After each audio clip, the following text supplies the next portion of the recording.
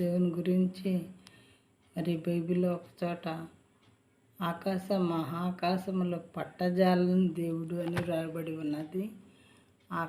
మహాకాశములు పట్టజాలని దేవుడు అంటే ఆకాశం అనేది ఎంత ఎంత పెద్దగా ఉంటుందో మనకు తెలుసు, ఎంత విశాలంగా ఉంటుందో. మరి మహాకాశము అంటే ఇంకా దీనికి పైన ఉన్నటువంటి ఆకాశం అది ఎలా ఉంటుందో మనకైతే తెలియదు. మహాకాశంలో పట్టజాలని దేవుడు అంట. ఆయన చూసి ఎవరైనా బ్రతుకుతారా? అసలు భయపడి చచ్చిపోతారు ముందు.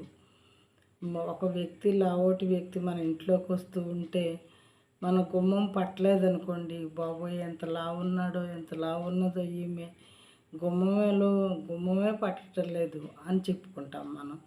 అలాంటిది మహాకాశము కూడా పట్టజాలని దేవుడు అంట. ఈ దేవుడు యెహోవా దేవుడు, the God in the Bible is మహాకాశంలో పట్టజాలని దేవుడు.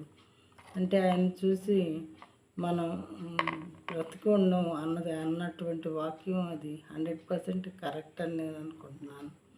ఆయన చెయ్యి కాలు చూస్తేనే మనం భయపడతాము.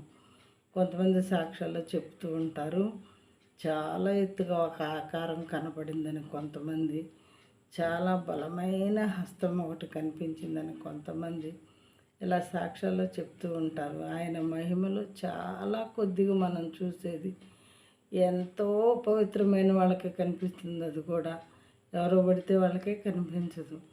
ఆయన చూసి ఏ నరుడు కూడా బ్రతకడు అని వాక్యం చెప్తూ ఉన్నది. అంత మహిమ కలిగినటువంటి దేవుడు మనకు దేవుడై ఉన్నందుకు చాలా గర్వపడాలి, చాలా సంతోషించాలి.